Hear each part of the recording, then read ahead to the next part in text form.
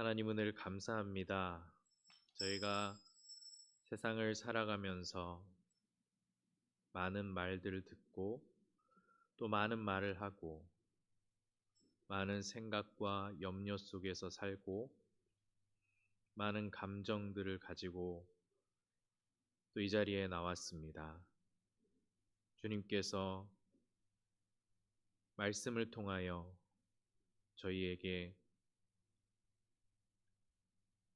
하나님의 뜻을 가르쳐 주시고 우리 마음의 모든 헛된 생각들과 염려들을 주님의 은혜 앞에 내어놓는 시간 되게 하시며 하나님의 그 크신 영광 앞에 우리의 모든 감정들을 내려놓고 하나님만을 기뻐하고 하나님만을 의지하며 하나님만을 구하는 시간 되게 하여 주시옵소서. 감사드리며 예수님의 이름으로 기도드리옵나이다. 아멘. 함께 보실 말씀은 마태복음 7장 7절로 12절 말씀입니다. 마태복음 7장 7절로 12절까지 말씀입니다.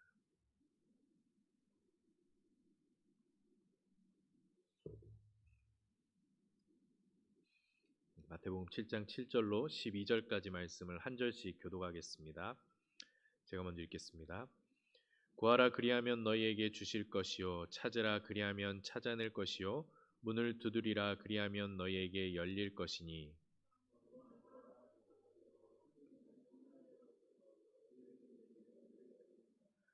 너희 중에 누가 아들이 떡을 달라 하는데 돌을 주며 너희가 악한 자라도 좋은 것으로 자식에게 줄 줄 알거든 하물며 하늘에 계신 너희 아버지께서 구하는 자에게 좋은 것으로 주시지 않겠느냐. 그러므로 무엇이든지 남에게 대접을 받고자 하는 대로 너희도 남을 대접하라. 이것이 율법이요 선지자니라. 아멘. 할렐루야. 날씨가 많이 추워졌죠. 또 뉴스를 보면은 또 근심과 걱정을 가져오게 되는데 오늘 말씀을 통해서 또 오늘 기도하는 시간을 통해서 우리가 세상 속에서 가지고 왔던 많은 근심과 걱정들 또 우리의 죄악과 또 우리의 묵은 감정들이 하나님 앞에 다 내려놓고 하나님을 향한 기쁨과 감사로 돌아가시는 시간들 되시길 바랍니다. 오늘 그 7장 7절부터 12절까지 우리가 읽었지만 이 12절은 5장부터 7장까지의 결론이라고 볼 수가 있겠고 오늘은 주로 이제 7절부터 11절까지의 말씀을 가지고 함께 은혜를 나누고자 합니다. 제가 어떤 교회 전단지에서 본 문구 중에 기억에 남는 것이 이 교회가 그 전단지 제일 앞에 기도응답이 넘치는 교회 이렇게 전도지도 뭐 전단지라기보다도 전도지라고 볼 수 있는데 기도응답이 넘치는 교회 무슨 교회 이렇게 써 있는 걸 본 적이 있습니다. 그래서 그 밑에 이제 굉장히 많은 이렇게 간증 글들이 이렇게 써 있는데 뭐 병에서 치유받은 것이나 합격한 뭐 대학이나 좋은 직장에 합격한 것, 또 사업 성공과 같은 여러 응답의 사례가 뭐 김모 집사님, 뭐 아니면 무슨 청년 이렇게 해서 그게 적혀 있는 것을 보게 되었습니다. 그래서 이 교회에 가면 마치 기도하는 대로 즉시 응답받는 것처럼 이렇게 적어져 있는 것을 봤습니다. 정말 이렇게 기도했을 때 기도만 하면은 그대로 응답받고 참 사람들 앞에서 이렇게 나타낼 만한 그런 응답을 받게 된다면 누구나 그 어떤 그런 교회에 다니고 싶어 하고 또 그러한 응답을 받고 싶어 하겠죠. 병을 고쳐달라고 했을 때 그 즉시 병이 낫기도 하고 또 돈이 필요해서 기도했더니 또 바로 또 돈이 생기기도 하고 또 원하는 직장에 들어가게 해달라고 기도를 했더니 또 뭐 원하는 대학교에 들어가게 해달라고 기도했더니 바로 그 기도에 응답이 되고 그렇게만 한다면 누구라도 교회에 오고 싶어 하지 않겠습니까? 그죠? 우리 교회 오면은 우리 교회 와서 기도하면은 무조건 응답 받으니까 교회 나와라 이렇게 얘기해서 그 사람이 정말 교회 나와서 그런 경험을 하게 된다면 누구나 교회에 다니고 싶어 할 겁니다. 그렇다면은 기도의 목적은 바로 이렇게 기도하는 그대로 응답을 받는 것에 있는 것인가? 이걸 우리가 한번 생각을 해볼 필요가 있겠습니다. 또 다른 생각을 해볼 것은 응답을 받는 기도는 좋은 기도이고 응답을 받지 못한 기도는 나쁜 기도인가? 이런 생각을 또 우리가 해볼 수가 있겠죠. 여러분들은 하나님께서 응답을 즉시 해주시는 편입니까? 아니면은 굉장히 오랫동안 기다리게 하신다거나 아니면은 다른 방법, 우리가 기도했던 것과 다른 방법으로 해주신다거나 아니면 아예 응답이 없는 경우 그런 경우에 해당이 되십니까? 제가 굉장히 기억에 남는 한 학생이 있는데 이 친구가 여학생인데 공부도 되게 잘하고 피아노도 굉장히 잘 치고 신앙생활도 굉장히 열심히 하는 중고등부 학생이었습니다. 중학생이었는데 그때 제가 이제 그 중등부 교사였는데 이 친구가 유독 그 키가 작아요. 그래서 이 작은 키 때문에 컴플렉스가 굉장히 많았습니다. 거의 사실 뭐 그 키가 너무 작아서 막 집사님들이 이런 잘 모르는 분들은 초등학생으로 보기도 하고 그래서 이 아이가 굉장히 키 때문에 컴플렉스가 많았는데 사실 이 부모님도 두 분이 다 키가 작으세요. 그래서 이 아이가 키 때문에 스트레스를 받으면 이 부모님이 더 마음이 아픈 겁니다. 자기들 키 때문에 그런 거 아닌지 이런 생각을 하는 것이죠. 그래서 이 부모님의 가장 최우선 기도 제목은 항상 이 딸의 키에 관한 거였어요. 그래서 뭐 이렇게 연말에 기도 제목을 이렇게 받을 때에도 항상 이 딸의 키에 관한 그런 것들을 기도 제목에 써 넣을 정도로 간절하게 이 딸의 키를 위해서 기도를 했었습니다. 근데 이 기도에 하나님 응답을 해주셔서 이 딸의 키가 계속 이렇게 커갔으면 좋을 텐데 고등학교를 졸업하고 대학교까지 갔는데도 키가 그렇게 많이 크질 않았어요. 굉장히 작은 키였습니다. 다른 친구들은 기도하지 않아도 쑥쑥 크는데 우리 딸은 이렇게 간절히 키를 가지고 기도하는데도 키가 안 크는 거 보면은 얼마나 부모님의 상심이 컸겠습니까? 물론 이 성인이 된 딸의 키는 더 이상 크지 않고 자라지 않게 됐고 딸의 키를 위해서 기도했던 이 부모님의 기도도 언제부턴가 멈추게 되었던 것이죠. 제가 뭐 여러분들에게 묻고 싶은 것은 그렇다면 이 기도는 실패한 기도일까요? 아니면은 하나님이 나중에라도 갑자기 키가 크게 해주시기 그런 또 기도이길 기대해야 될까요?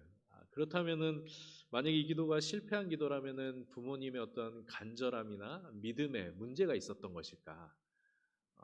이 부모님 굉장히 신앙생활을 잘 하시는 분들이었거든요. 우리도 무언가 간절하게 기도를 했는데 하나님께서 잘 들어주시지 않는 그런 경험들을 하셨을 겁니다. 저 같은 경우도 사실 하나님께서 응답해 주셨던 기억보다는 내 기도에 응답을 잘 안 해주시고 너무 기다리게 하시고 이런 경험들을 많이 하게 되거든요. 그래서 한 번씩 하나님이 즉시 응답을 해주시면 너무 기쁜 거예요. 아니 이렇게 빨리 응답을 해주시다니. 만약 주님께서 그 기도를 내 이 간절한 기도를 들어주신다면은 내 믿음이 더 커질 것만 같고 또 다른 사람 앞에서 내가 이걸 정말 간증해서 전도에도 활용할 수 있을 것 같은데 막상 그 기도가 응답받지 못하면 실망스러운 마음을 참 감추기가 어렵습니다. 이런 실망감이 쌓이고 쌓이다 보면 내 신앙도 점점 약해지게 되고 기도도 점점 줄어들게 되고 기도의 무게도 점점 가벼워지게 되죠. 우리가 기도할 때에 이게 항상 의심하는 마음이 먼저 생기는 거예요. 이걸 놓고 기도하는데 이번에도 하나님이 안 들어주시면 어떡하지? 내 믿음이 너무 약해서 그런가 이런 의심을 하면서 기도를 하게 된다는 것이죠. 어차피 기도해봐야 응답해 주시지도 않는데 기도를 해서 무엇하나 이런 생각이 자꾸 들어가는 겁니다. 우리 이제 믿음 좋으신 분들은 이건 사탄이 주는 생각이야 이러면서 더 열심히 기도를 하지만 또 그렇지 않은 사람들도 있다라는 것이죠. 주변에 보면은 기도하지 않아도 얼마든지 더 형통하게 또 부요하게 살아가는 사람들이 있는데 나는 기도를 해봐도 좀 그런 경험들을 하지 못하게 되는. 그래서 그런 사람들 앞에 떳떳하게 나는 크리스천이야, 나는 기도하는 사람이야라고 말하기가 어려운 그런 경험들이 있다라는 것이죠. 기도에 대해 이런 실망감을 갖고 계신 분들에게 저는 기도에 대한 근본적인 질문을 먼저 드리고 싶습니다. 여러분, 하나님께서는 왜 우리를 기도의 자리로 부르실까요? 과연 우리가 구하는 대로 원하는 대로 다 얻게 하시려고 기도의 자리로 우리를 부르시는 걸까요? 오늘 본문에 나오는 예수님의 말씀, 구하라, 찾으라, 두드리라, 그러면 얻게 될 것이다라는 이 말씀은 왠지 우리에게 마치 도깨비 방망이를 쥐어주는 듯한 그런 말씀처럼 들리지 않겠습니까? 여러분, 교회 밖에 나가서 이 말씀을 딱 이렇게 전하면 사람들이 어떻게 이해를 할까요? 기도하면 하나님이 마치 도깨비 방망이처럼 그대로 들어주시는구나, 이런 생각을 하지 않겠습니까? 주님은 우리에게 구하면 너희에게 주실 것이고 찾으면 찾아낼 것이고 두드리면 너희에게 열릴 것이라고 분명히 말씀하십니다. 그런데 9절에서 예수님은 의미심장한 예시를 통해서 우리가 이 약속에 대해 오해하지 않도록 말씀을 하십니다. 우리 9절에서 10절 말씀을 우리 다 같이 한번 읽어볼까요? 9절에서 10절입니다. 너희 중에 누가 아들이 떡을 달라 하는데 돌을 주며 생선을 달라 하는데 뱀을 줄 사람이 있겠느냐? 예수님은 아버지와 그 자식의 관계, 그 관계에서 기도를 풀어 설명하십니다. 사실 예수님은 이 앞에 6장 9절에서 제자들에게 기도를 가르쳐 주시는데 그 기도에 우리가 잘 아는 주기도문입니다. 그 기도에서 가장 앞에 나오는 기도가 하늘에 계신 우리 아버지, 이렇게 하나님을 아버지라고 부르게 하시죠. 하나님은 예수님만 아버지라고 부르실 수 있는 분이 아니라 예수님을 믿고 따르는 모든 제자들이 하나님을 아버지라고 부르게 하셨습니다. 그래서 하늘에 계신 우리 아버지, 이렇게 부르라고 하시죠. 아버지는 보통 일반적인 아버지들은 아들이 떡을 달라 할 때 돌을 주지 않습니다. 그리고 생선을 달라 하는데 뱀을 주지 않죠. 11절에 보시면은 또 이렇게 말씀을 하십니다. 우리 11절도 한번 읽어보겠습니다. 너희가 악한 자라도 좋은 것으로 자식에게 줄 알거든 하물며 하늘에 계신 너희 아버지께서 구하는 자에게 좋은 것으로 주시지 않겠느냐라고 말씀하십니다. 악한 아버지라도 그 자녀에게는 좋은 것을 줄 압니다. 하물며 하늘에 계신 너희 아버지께서 구하는 자에게 좋은 것으로 주시지 않겠느냐라고 말씀하시죠. 좋은 것이 무엇일까요?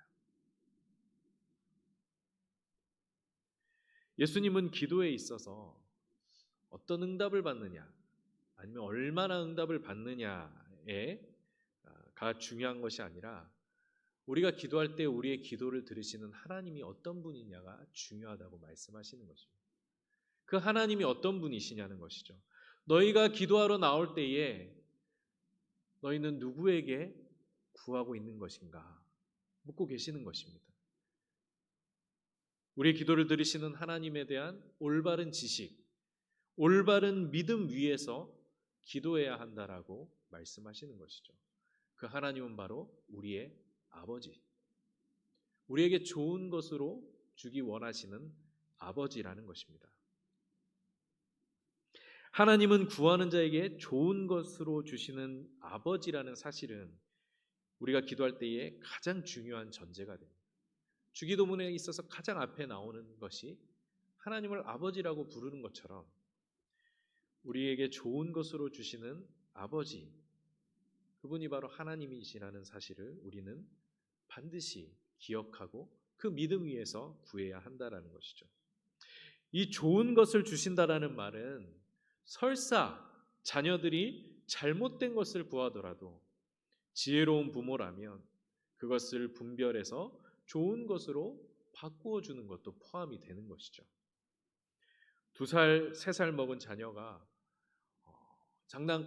장난감인 줄 알고 칼을 부모님에게 달라고 하면 그 칼을 손에 쥐어줄 2살, 3살 먹은 아이에게 칼을 손에 쥐어줄 부모가 있겠습니까?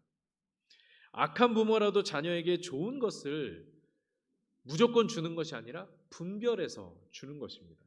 하물며 사랑과 지혜가 충만하신 우리의 모든 것에 대해서 알고 계시는 그 전지전능하신 하늘에 계신 아버지께서 우리가 구하고 찾고 두드리는 것에 대해 좋은 것으로 채워주실 뿐만 아니라 우리가 잘못 구하고 있다 하더라도 분별하여서 하나님의 뜻에 따라 좋은 것으로 주시지 않겠습니까? 우리는 기도할 때 이러한 하나님의 뜻을 알고 믿음으로 구해야 하는 것입니다. 하나님은 우리가 구할 때에 우리에게 가장 유익하고 또 우리의 믿음에 가장 도움이 되고 또 우리가 하나님을 알아가는 데 있어서 가장 중요한 것들을 분별하셔서 주시는 사랑이 많으시고 지혜가 충만하신 아버지이신 겁니다. 우리가 사실 기도할 때에 하나님은 능력의 하나님이시니까 나에게 이걸 주십시오 이렇게는 많이 구하지만 하나님은 지혜의 하나님이니까 나에게 하나님의 뜻대로 주십시오라고 구하는 경우는 많이 없죠. 하나님 능력의 하나님. 하지만 하나님은 능력도 있으시고 지혜도 있으시고 우리를 향한 사랑으로 충만하신 아버지라는 사실입니다. 야고보서 4장 2절에서 3절에 보시면 야고보 사도는 우리의 기도가 응답받지 못하는 이유에 대해 2가지를 얘기합니다. 우리 야고보서 4장 2절에서 3절을 앞에 자막을 보시고 함께 읽어보겠습니다. 야고보서 4장 2절에서 3절입니다. 자막이 안 나와 있으면 제가 읽겠습니다. 너희가 얻지 못함은 구하지 아니하기 때문이요 구하여도 받지 못함은 정욕으로 쓰려고 잘못 구하기 때문이라. 아멘. 너무나 잘 아는 말씀이죠. 우리가 기도 응답을 받지 못하는 2가지 이유. 첫 번째는 뭐라고요? 구하지 않기 때문이라는 것입니다. 야고보 사도는 먼저 우리가 하나님께 구하지 않기 때문에 얻지 못한다라고 말합니다. 우리가 하나님의 자녀로서 풍성한 삶을 누리지 못하는 가장 근본적인 이유가 하나님께 구하지 않기 때문이라는 것이죠. 저는 잘못 구하는 기도도 문제지만 구하지 않는 것이 가장 심각한 문제라고 생각이 듭니다. 오늘날에도 기도하지 않는 그리스도인들이 넘쳐나죠. 세상에 너무나 기도보다 중요한 일들이 많다라고 생각을 합니다. 또 기도하는 것보다 더 빨리 더 즉시 우리의 욕망을 채우는 것들이 주변에 널려 있기 때문에 사실 기도를 하지 않습니다. 바쁘다는 이유로, 귀찮다는 이유로, 기도해봐야 소용없다라는 이유로 하나님께 구하지 않기 때문에 우리의 신앙생활은 점점 더 메말라가고 하나님과의 관계는 점점 더 멀어지게 되는 것이죠. 기도하지 않는다라는 것은 어떤 의미일까요? 내 삶에 하나님의 도우심과 인도하심이 필요하지 않다라는 뜻입니다. 하나님이 나를 도와주시지 않고 하나님이 나를 인도해 주시지 않고 하나님의 나의 길을 가르쳐 주시지 않아도 나는 잘 살 수 있습니다. 이것이 바로 기도하지 않는 사람의 삶인 것이죠. 이러한 사람은 당연히 하나님의 자녀로서 하나님을 나의 공급자로 삼고 하나님을 나의 도움으로 삼는 그러한 특권들을 누리지 못하고 살게 되는 것이죠. 그렇게 되면 믿지 않는 사람들과 다를 바 없는 삶을 살게 되는 것입니다. 그렇다면 우리는 기도할 때 무엇을 구해야 할까요? 우리가 하나님께 기도한다라고 한다면 무엇을 구해야 할까요? 구하지 않는 사람들은 당연히 구해야 되는데 무엇을 구해야 하는가? 빌립보서 4장 6절에서 바울 사도는 우리에게 너희는 아무것도 염려하지 말. 네, 4장 6절 우리 다 같이 한번 읽겠습니다. 아무것도 염려하지 말고 다만 모든 일에 기도와 간구로 너희 구할 것을 감사함으로 하나님께 아뢰라. 아멘. 바울 사도는 여기서 우리에게 아무것도 염려하지 말고 다만 모든 일에 기도와 간구로 너희 구할 것을 감사함으로 하나님께 아뢰라고 말합니다. 무엇을 놓고 기도하라고 말하죠? 모든 것을 구하라고 하죠. 하나님께 구하지 못할 것은 아무것도 없다라는 뜻입니다. 어떤 사람은 영적인 것, 세상적인 것을 구분하여서 이런 세상적인 것을 구하는 것은 좀 이렇게 영적인 것을 구하는 것보다 좀 덜 성숙한 기도라고 생각하는 사람들이 있습니다. 우리가 기도할 때 이런 이분법에 빠지지 말라는 것입니다. 세상적인 것을 구하는 것은 나쁜 기도고 영적인 것을 구하는 게 고상한 기도라고 생각하는 위험을 생각하지 말라라는 것이죠. 왜냐하면 예수님은 제자들에게 기도를 가르쳐 주실 때도 일용할 양식을 구하라고 말씀하셨습니다. 아니, 하나님이 당연히 믿는 자에게 먹을 것을 주시지 않겠는가라고 생각하실지 모르겠지만 예수님은 제자들에게 오늘날 우리에게 일용할 양식을 주옵시고 라고 구하게 하셨습니다. 그러므로 우리는 우리 일상의 모든 필요와 모든 문제들을 가지고 기도의 자리로 나아가야 합니다. 바울은 아무것도 염려하지 말고 모든 일에 기도와 간구로 하나님께 나아가라고 권면하고 있습니다. 우리는 우리 삶의 모든 것들을 가지고 하나님께 나아가고 있습니까? 이런 것까지 기도할 필요가 있겠어? 하나님은 다 알고 계시지. 이런 마음보다도 모든 것을 하나님께 아뢰라고 말하고 있습니다. 이어서 야고보 사도는 3절에서 너희가 구하여도 받지 못하면 정욕으로 쓰려고 잘못 구하기 때문이라고 말합니다. 구하지 않는 것도 문제지만 내 정욕을 위해 잘못 구하는 것도 문제라는 것입니다. 그렇기 때문에 응답을 받지 못한다는 것이죠. 그리스도 예수의 사람들은 자기 육체와 함께 그 정욕과 탐심을 십자가에 못 박은 자들입니다. 따라서 우리가 자기의 정욕과 탐심을 위해 기도하는 것은 우리를 위해 십자가에 못 박히신 예수님을 거스르는 기도라고 말하는 것이죠. 그렇다면 우리는 어떻게 정욕을 위한 잘못된 기도를 분별할 수가 있을까요?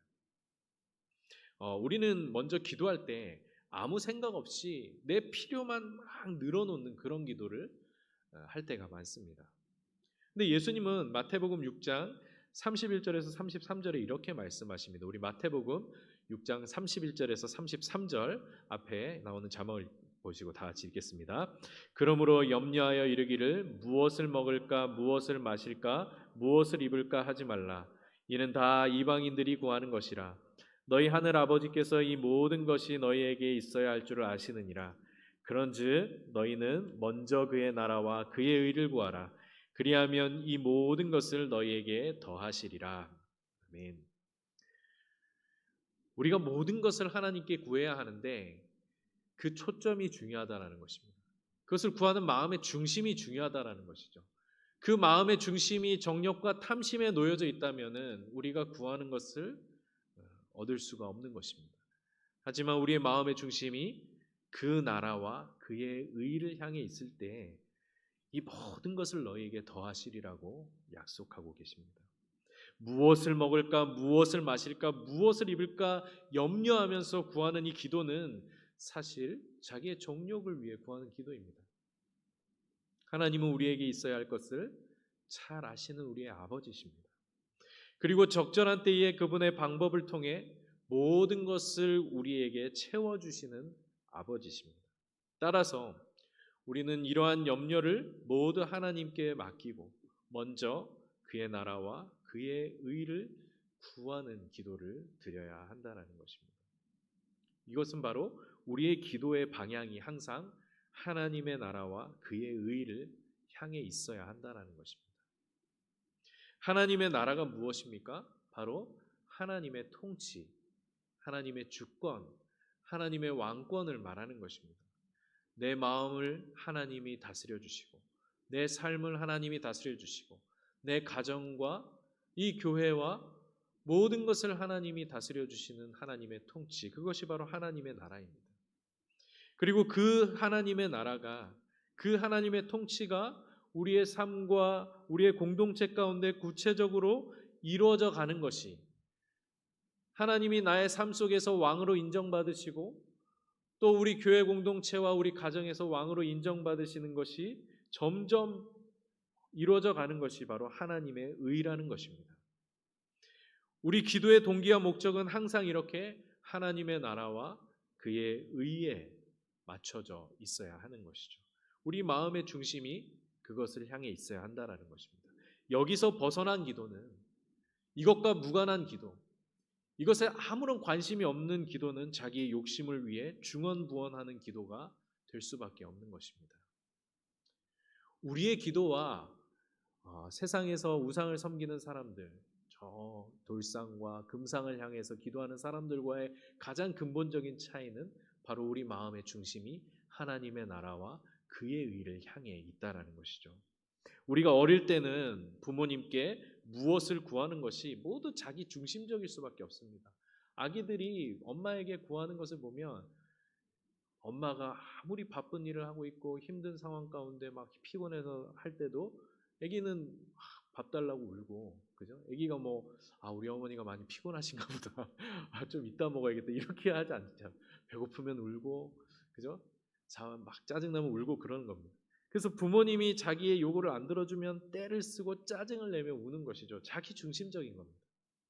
하지만 나이가 들면서 우리는 점점 무언가를 부모님께 구할 때에 부모님의 의중을 생각하게 됩니다.